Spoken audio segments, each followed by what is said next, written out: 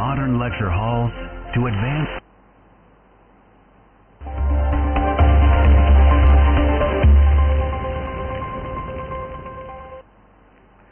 চাকরির প্রত্যাশায় STGT বেকাররাও STGT পরীক্ষার্থীরা আজ আবার শিক্ষা দপ্তরে গেছেন। তারা সংশ্লিষ্ট কর্তৃপক্ষের কাছে সুস্পষ্ট বক্তব্য জানতে চান। মূলত তারা শিক্ষামন্ত্রী প্রাক্তন বর্তমান তাদের উদ্দেশ্যে তারা তাদের বক্তব্য তুলে ধরেছেন।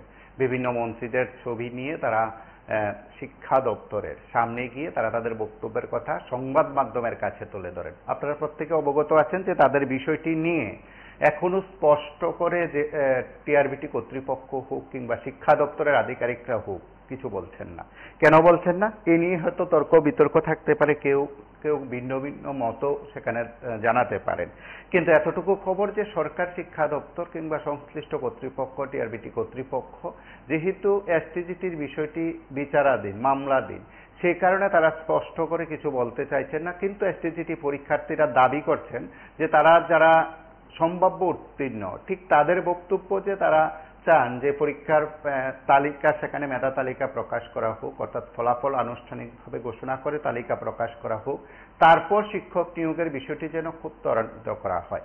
কেন তাদের এই বক্তব্য? তাদের বক্তব্য যে তারা কেউ কেউ বিএড করেছেন, যারা বিএড সবাই তো বিএড করেছেন এবং সবাই বিএড করতে গিয়ে তারা কেউ কেউ ঋণ গ্রহণ করেছেন ব্যাংকের মাধ্যমে, সেদিক থেকে ব্যাংক চাপ সৃষ্টি করছে। তার পাশাপাশি এসটিজিটি যারা পরীক্ষার্থী তাদের মধ্যে অনেকে আছেন চাকরির বয়স সীমা পার হওয়ার সেখানে আশঙ্কা প্রকাশ করছেন। সেদিক থেকে এই নির্দিষ্ট সময়ের মধ্যে বা খুব দ্রুত এই প্রক্রিয়া সম্পন্ন না হলে অনেকেরই চাকরির সেখানে আর মেয়াদ থাকবে না, বয়স থাকবে না। সেদিক থেকে বলা যেতে পারে তারা বারবার শিক্ষা ভবনের সামনে আসেন, শিক্ষা ভবনের সামনে এসে তারা তাদের বক্তব্যের কথা তুলে ধরেন, তারা তাদের বক্তব্যের বিষয়গুলো জানানোর চেষ্টা করেন। তার পাশাপাশি তারা এই কথাগুলো সংবাদ মাধ্যমের কাছে তুলে ধরেন যে রাজ্যের শিক্ষা দপ্তর, অবশ্যই শিক্ষামন্ত্রী তথা মুখ্যমন্ত্রী এবং সংশ্লিষ্ট সব মন্ত্রীরা যেন তাদের বক্তব্যগুলো তুলে ধরেন এবং তাদের নিয়োগের জন্য রাজ্য মন্ত্রিসভার বৈঠকে সিদ্ধান্ত নেন। সেদিক থেকে 2022 সালের টেট এসটিজিটি পরীক্ষার্থীরা 2022 সালের এসটিজিটি পরীক্ষার্থীরা আজ আবার শিক্ষা ভবনে এসেছেন এবং তারা তাদের বক্তব্য সংবাদ মাধ্যমের কাছে তুলে ধরেছেন। আমরা শুনি তারা কি বলছেন।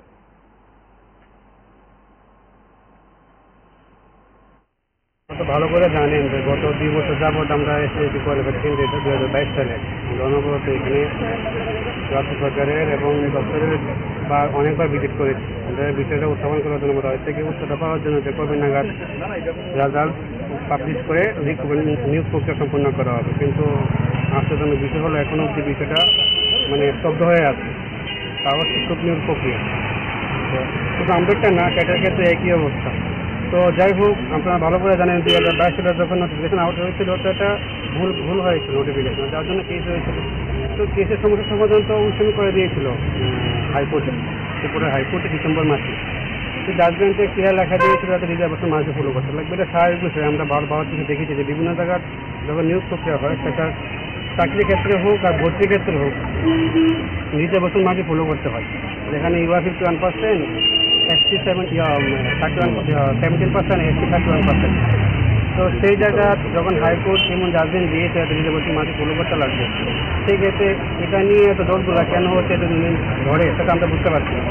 তো গভর্নমেন্ট বলছে একটু সুপ্রিম কোর্টে গিয়েছে।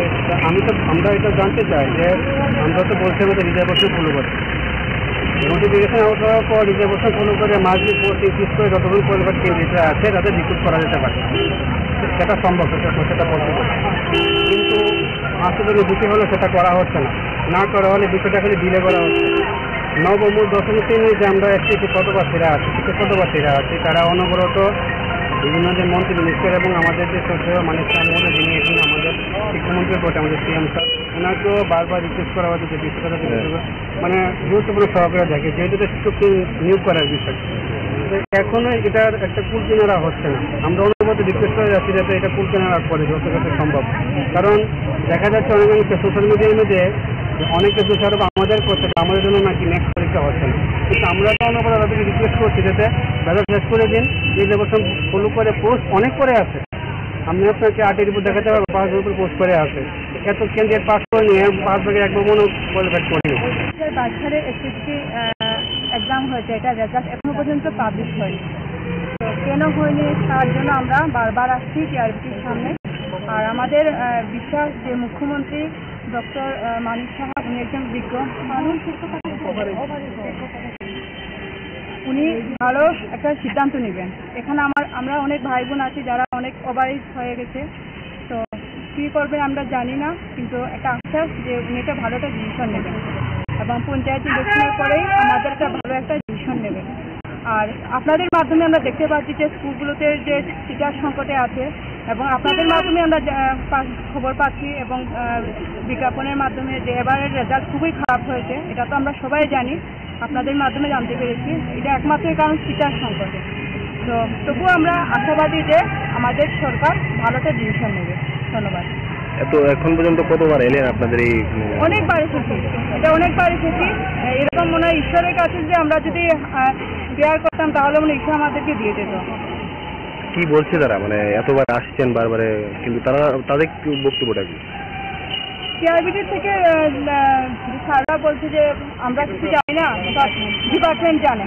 ডিপার্টমেন্টের কাছে যদি আমরা আমাদের অনেক ভাইরা গেছে, ওরা বলছে জানি না, এটা আরও উপর মহলে জানে। আমরা যাবো কোথায়?